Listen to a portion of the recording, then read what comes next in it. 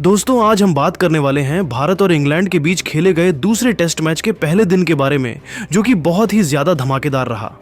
जी हां दोस्तों, बल्लेबाजी करने के लिए उतरी टीम इंडिया का पहला विकेट 15 रनों के स्कोर पर ही गिर गया था, लेकिन उसके बाद टीम इंडिया के बल्लेबाजों ने शानदार खेल दिखाया। फिर अंत में कुछ ऐसा हुआ जिसका अंदाजा शायद किसी को भी नहीं था। जी हां दोस्तों, भारत और इंग्लैंड के बीच खेले गए दूसरे टेस्ट मैच के पहले दिन की धमाकेदार हाईलाइट्स तो हम आपको इस वीडियो में जरूर दिखाएंगे, लेकिन उससे पहले अगर आपको भी यह महामुकाबला पसंद आया हो तो हमारी इस वीडियो को दिल से एक लाइक जरूर कीजिएगा। आज की इस वीडियो का लाइक टारगेट सिर्फ और सिर्फ 3000 लाइक्स है, तो लाइक करना तो बिल्कुल भी मत भूलिएगा। अब आपका ज्यादा समय न लेते हुए इस सुपर एक्साइटिंग मुकाबला की हाइलाइट्स दिखाते हैं। दोस्तों, इंग्लैंड के एजबेस्टन स्टेडियम में खेला जा रहा है। करोड़ों क्रिकेट प्रेमियों को इस मैच का बेसब्री से इंतजार था। पूरा स्टेडियम दर्शकों से खचाखच भरा हुआ था। इस मुकाबले में सिक्का उछाला गया तो टॉस जीतकर इंग्लैंड के कप्तान बेन स्टोक्स ने गेंदबाजी करने का फैसला किया और भारतीय टीम को बल्लेबाजी करने के लिए आमंत्रित किया। पहले टेस्ट मैच में भारतीय टीम को हार का सामना करना पड़ा था, इसलिए दूसरे महामुकाबले में टीम इंडिया के प्लेइंग 11 में 3 बड़े बदलाव किए गए। भारतीय गेंदबाजी के सबसे मजबूत स्तंभ जसप्रीत बुमराह को इस मुकाबले में आराम दिया गया और उनकी जगह पर आकाशदीप को टीम में शामिल किया गया। वहीं शार्दुल ठाकुर को बाहर करके नीतीश कुमार रेड्डी को मौका दिया गया। इसके अलावा साई सुदर्शन भी पहले टेस्ट मैच में बुरी तरीके से फ्लॉप थे, इसलिए उनकी जगह पर स्पिन ऑलराउंडर वाशिंगटन सुंदर को टीम में जगह मिली है।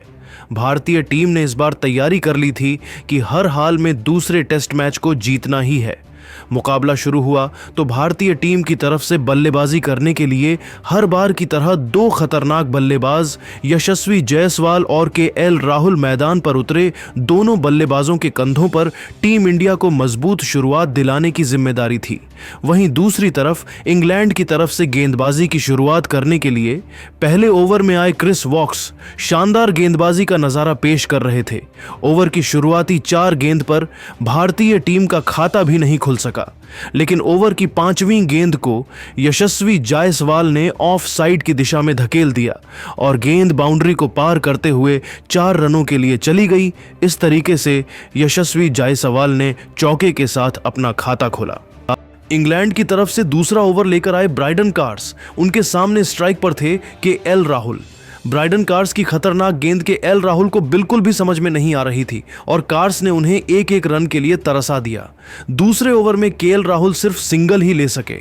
2 ओवर के समाप्ति के बाद टीम इंडिया का स्कोर था 5 रन। तीसरे ओवर में इंग्लैंड के कप्तान बेन स्टोक्स ने एक बार फिर से क्रिस वॉक्स पर भरोसा जताया और गेंदबाजी करने के लिए उनको भेज दिया। तीसरे ओवर में खतरनाक गेंदबाजी करते हुए क्रिस वॉक्स ने केएल राहुल को खूब परेशान किया और एक भी रन नहीं खर्च किए, यानी कि तीसरा ओवर मेडन रहा। चौथे ओवर में यशस्वी जायसवाल ने एक शानदार चौका लगाया।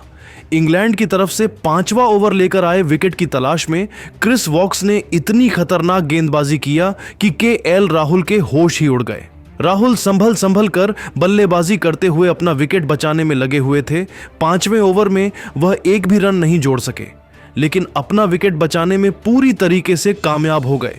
6ठे ओवर में यशस्वी जायसवाल ने अपने बल्लेबाजी करने का अंदाज बदला और चौथी गेंद को लेग साइड की दिशा में धकेल दिया। गेंद तेजी से बाउंड्री की तरफ बढ़ रहे थे, जहां पर खड़े थे शोएब बशीर। शोएब ने गेंद को रोकने का पूरा प्रयास किया, लेकिन गेंद बाउंड्री को पार करते हुए 4 रनों के लिए चली गई। 6 ओवर की समाप्ति के बाद टीम इंडिया का स्कोर 14 रन बन चुका था। केएल राहुल और यशस्वी जायसवाल पूरी तरीके से मैदान पर सेट हो चुके थे और धीरे धीरे टीम इंडिया के स्कोर को आगे बढ़ा रहे थे, जबकि इंग्लैंड की टीम को विकेट की तलाश थी। 7वें ओवर में इंग्लैंड के कप्तान बेन स्टोक्स ने रणनीति बनाई और गेंद को एक बार फिर से क्रिस वॉक्स के हाथों में थमा दिया। क्रिस वॉक्स अपने गेंदबाजी से यशस्वी जायसवाल को खूब परेशान कर रहे थे। ओवर की दूसरी गेंद यशस्वी जायसवाल के पैड से लगी। इंग्लैंड के कप्तान बेन स्टोक्स ने एलबीडब्ल्यू के लिए अपील किया, लेकिन रिव्यू में यह साफ दिखा कि गेंद स्टंप के ऊपर से निकल रही थी। इस तरीके से यशस्वी जायसवाल को जीवन दान मिल गया। क्रिस वॉक्स ने 6ठे ओवर में एक भी रन नहीं खर्च किया, लेकिन विकेट निकालने में कामयाब नहीं हो सके। 8वें ओवर में गेंदबाजी करते हुए ब्राइडन कोर्स ने सिर्फ 1 रन ही खर्च किया, 9वें ओवर में इंग्लैंड के कप्तान बेन स्टोक्स ने बॉलिंग अटैक पर क्रिस वॉक्स को लगाया। उनके सामने स्ट्राइक पर थे केएल राहुल। क्रिस वॉक्स ने इस बार केएल राहुल को कोई भी मौका नहीं दिया और चौथी गेंद पर क्लीन बोल्ड करके उनको पवेलियन का रास्ता दिखा दिया। इस तरीके से टीम इंडिया को पहला झटका 15 रनों के स्कोर पर लग गया। केएल राहुल टीम इंडिया के लिए सिर्फ 2 रन बनाकर बेहद निराश मन से पवेलियन लौट गए। केएल राहुल का विकेट गिरने के बाद टीम इंडिया की तरफ से बल्लेबाजी करने के लिए उतरे करुण नायर। दोस्तों, आपको बता दें कि पिछले मैच में करुण नायर ने 6ठे नंबर पर बल्लेबाजी किया था, लेकिन साई सुदर्शन के बाहर होने की वजह से करुण नायर अपने पुराने पोजीशन यानी कि तीसरे नंबर पर बैटिंग करने के लिए उतरे। करुण नायर और यशस्वी जायसवाल के कंधों पर टीम इंडिया की पूरी जिम्मेदारी आ चुकी थी। 10वें ओवर में दोनों बल्लेबाजों ने सिंगल की सहायता से काम चलाया और 2 रन बटोर लिए। 10 ओवर की समाप्ति के बाद टीम इंडिया का स्कोर एक विकेट के नुकसान पर 17 रन था। 11वें ओवर की तीसरी गेंद पर करुण नायर ने ड्राइव के जरिए एक शानदार चौका लगाकर टीम इंडिया के स्कोर को रॉकेट की रफ्तार से आगे बढ़ाया। 12वें ओवर में इंग्लैंड के गेंदबाजी में बदलाव देखने को मिला और इस बार बेन स्टोक्स ने गेंदबाजी करने के लिए जोश टंग को बुला लिया, लेकिन करुण नायर ने उनकी जमकर कुटाई कर दी। 12वें ओवर की पहली गेंद पर यशस्वी जायसवाल ने सिंगल लेकर स्ट्राइक करुण नायर को दे दिया और जैसे ही करुण नायर स्ट्राइक पर आए, ताबड़तोड़ अंदाज में बल्लेबाजी करते हुए करुण ने दूसरी और तीसरी गेंद पर लगातार 2 खतरनाक चौके लगाकर जोश टंग को घुटने टेकने के लिए मजबूर कर दिया।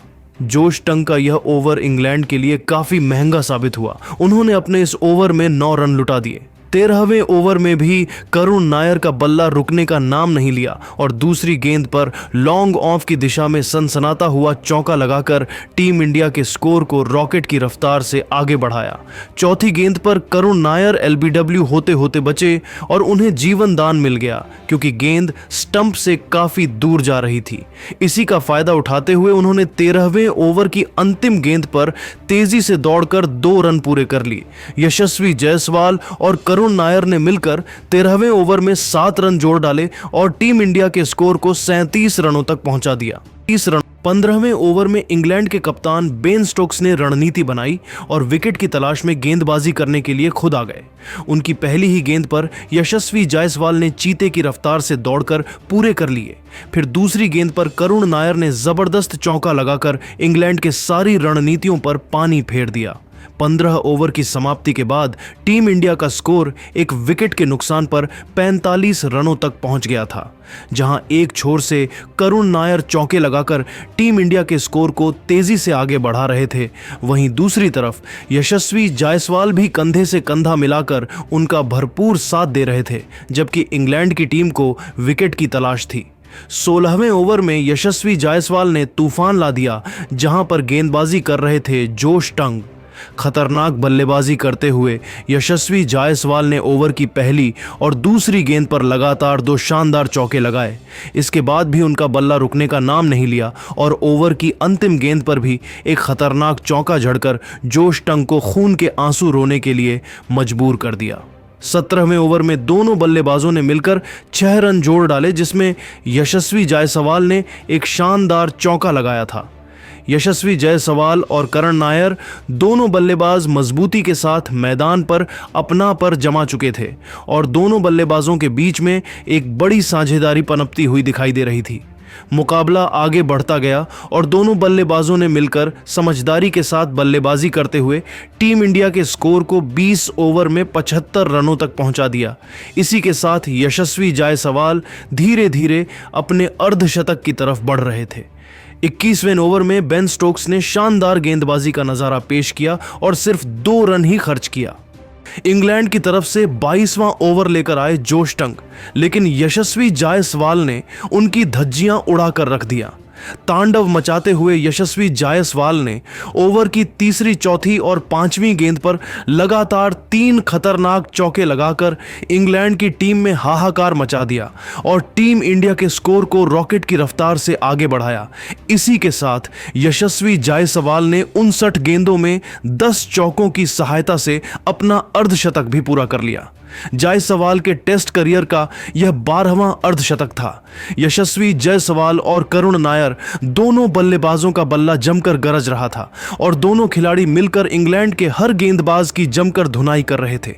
23वें ओवर में बेन स्टोक्स ने शानदार गेंदबाजी करते हुए सिर्फ 2 रन ही बनने दिया, लेकिन वह भी यशस्वी जायसवाल और करुण नायर के साझेदारी को नहीं तोड़ सके। 24वें ओवर में इंग्लैंड के कप्तान बेन स्टोक्स ने फील्डिंग में बदलाव किया और गेंदबाजी करने के लिए ब्राइडन कार्स को भेज दिया। ओवर की शुरुआती 2 गेंदों में नायर और जायसवाल ने सिंगल लिया। तभी तीसरी गेंद पर करुण नायर ब्राइडन कार्स का शिकार हो गए और गेंद उनके बल्ले से लगकर सीधा हैरी ब्रूक के हाथों में चली गई। इस तरीके से टीम इंडिया का दूसरा विकेट 95 रनों के स्कोर पर गिर गया। करुण नायर 5 चौकों की सहायता से टीम इंडिया के लिए 31 रनों की पारी खेलकर वापस लौट गए। इस तरीके से करुण नायर के हाथों निराशा ही लगा। एक छोर से टीम इंडिया के 2 विकेट गिर चुके थे, लेकिन यशस्वी जायसवाल अभी भी मैदान पर डटे हुए थे और उनके साथ देने के लिए अब कप्तान शुभमन गिल मैदान पर उतरे। हर किसी को शुभमन गिल से एक बड़ी पारी की उम्मीद थी। 25वें ओवर में इंग्लैंड के बॉलिंग स्पेल में बदलाव देखने को मिला और इस बार कप्तान बेन स्टोक्स ने स्पिनर शोएब बशीर को गेंदबाजी करने के लिए बुला लिया। यशस्वी जायसवाल और शुभमन गिल दोनों बल्लेबाजों ने समझदारी के साथ बल्लेबाजी करते हुए इस ओवर में सिर्फ और सिर्फ सिंगल से ही काम चलाया और 3 रन जोड़ डाले। 25 ओवर की समाप्ति के बाद टीम इंडिया का स्कोर 98 रन बन चुका था। इसी के साथ लंच ब्रेक हो गया। इस तरीके से लंच के पहले ही टीम इंडिया के 2 विकेट गिर चुके थे। लंच होने तक यशस्वी जायसवाल 62 रन और शुभमन गिल 1 रन बनाकर मैदान पर डटे हुए थे। अब हर किसी के मन में बस एक ही सवाल बना हुआ था कि क्या भारतीय टीम लंच के बाद वापसी करके मुकाबले में अपनी पकड़ बना पाएगी या फिर नहीं। वैसे दोस्तों, जिस तरीके से यशस्वी जायसवाल बल्लेबाजी कर रहे थे उसे देखकर तो हर किसी को भरोसा था कि टीम इंडिया मजबूत पकड़ बना सकती है।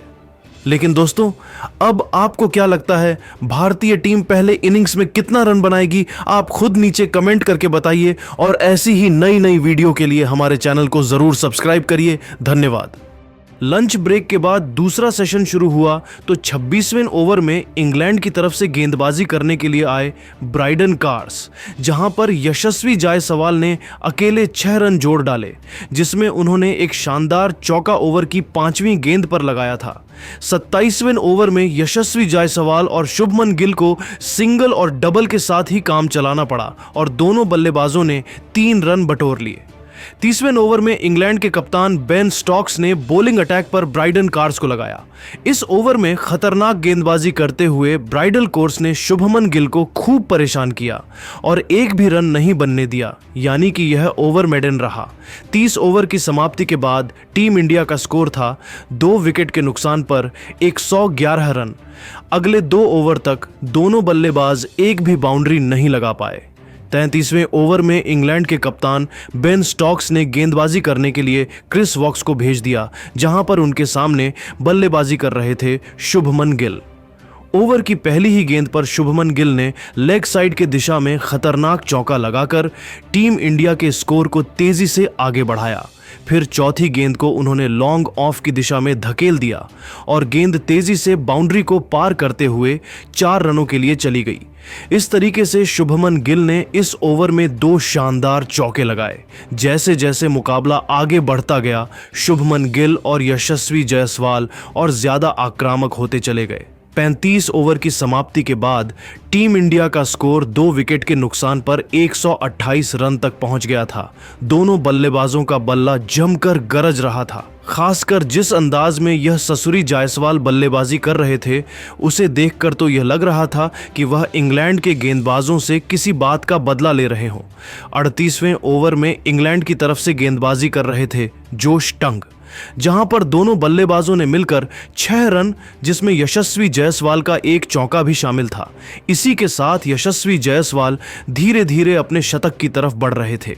इसके बाद अगले कई ओवर तक इंग्लैंड के कप्तान बेन स्टोक्स लगातार बॉलिंग अटैक पर शोएब बशीर और जोश टंग को लगाया, लेकिन दोनों गेंदबाजों में से कोई भी यशस्वी जायसवाल और शुभमन गिल की साझेदारी को तोड़ नहीं सका।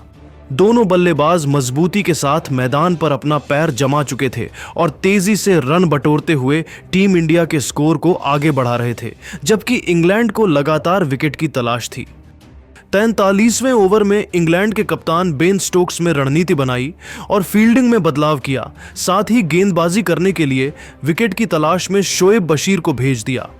ओवर की दूसरी गेंद पर यशस्वी जायसवाल ने सिंगल लेकर स्ट्राइक शुभमन गिल को दे दिया और स्ट्राइक पर आते ही शुभमन गिल ने तगड़ा चौका लगाकर इंग्लैंड की सारी रणनीतियों पर पानी फेर दिया। 40 ओवर की समाप्ति के बाद टीम इंडिया का स्कोर 2 विकेट के नुकसान पर 155 रन बन चुका था। 54वें ओवर में गेंदबाजी करने के लिए खुद कप्तान बेन स्टोक्स आए, लेकिन यशस्वी जायसवाल और शुभमन गिल ने उन्हें कोई भी मौका नहीं दिया। 45वें ओवर में समझदारी के साथ बल्लेबाजी करते हुए दोनों बल्लेबाजों ने 3 रन जोड़ लिए और टीम इंडिया के स्कोर को 161 रनों तक पहुंचा दिया। इंग्लैंड के कप्तान बेन स्टोक्स ने अपने हर गेंदबाज को आजमा लिया था, लेकिन कोई भी गेंदबाज यशस्वी जायसवाल का विकेट नहीं निकाल पा रहा था। इसीलिए 46वें ओवर में भी विकेट के तलाश में गेंदबाजी करने के लिए वह खुद आ गए और आते ही उन्होंने पहली ही गेंद पर बड़ी मछली यशस्वी जायसवाल को अपने जाल में फंसाया और जैमी स्मिथ के हाथों कैच पकड़वाकर उनको पवेलियन का रास्ता दिखा दिया। इस तरीके से यशस्वी की तूफानी पारी का अंत हुआ। अपने इस बल्लेबाजी के दौरान यशस्वी जायसवाल 87 रनों की पारी खेलकर वापस लौट गए, जिसमें उन्होंने 13 शानदार चौके लगाए थे। इस दौरान उनका स्ट्राइक रेट 80 से भी ऊपर का रहा। यशस्वी जायसवाल का विकेट गिरने के बाद कप्तान शुभमन गिल का साथ देने के लिए टीम इंडिया के वाइस कैप्टन ऋषभ पंत मैदान पर उतरे। आपको बता दें कि ऋषभ पंत पिछले टेस्ट मैच के दोनों पारियों में तूफानी शतक लगा चुके हैं। पंत को अपने विकेट की कीमत पता थी, इसलिए वह कोई भी जोखिम नहीं उठाना चाहते थे और वह सिंगल और डबल में ही काम चला रहे थे। 47 ओवर की समाप्ति के बाद टीम इंडिया का स्कोर 10 विकेट के नुकसान पर 154 रनों तक पहुंच गया था। इसी के साथ धीरे धीरे दूसरा सेशन समाप्ति की तरफ बढ़ रहा था। इसके बाद भी दोनों बल्लेबाज अगले कई ओवर तक कोई भी बाउंड्री नहीं लगा सके। इंग्लैंड की तरफ से 51वां ओवर लेकर आए स्पिनर शोएब बशीर की शुरुआती 2 गेंदों में दोनों बल्लेबाजों ने सिंगल लिया, लेकिन इसके बाद शोएब बशीर ने शानदार गेंदबाजी का नजरों पेश किया और अगली 3 गेंदों में एक भी रन नहीं खर्च किया। तभी 51वें ओवर की अंतिम गेंद पर ऋषभ पंत ने अपने पारी का पहला छक्का लगा दिया और आपको यह भी बता दें कि टीम इंडिया के लिए भी पहले इनिंग्स का यह पहला छक्का था। 53 ओवर की समाप्ति के बाद टीम इंडिया का स्कोर 3 विकेट के नुकसान पर 182 रन पहुंच गया था। इसी के साथ टी ब्रेक का टाइम हो गया। दूसरे इनिंग्स में भारतीय टीम ने 1 विकेट यशस्वी जायसवाल के रूप में खोया। लेकिन दोस्तों, अब आपको क्या लगता है भारतीय टीम पहले इनिंग्स में कितना रन बनाएगी? आप खुद नीचे कमेंट करके बताइए और ऐसी ही नई नई वीडियो के लिए हमारे चैनल को जरूर सब्सक्राइब करिए। धन्यवाद।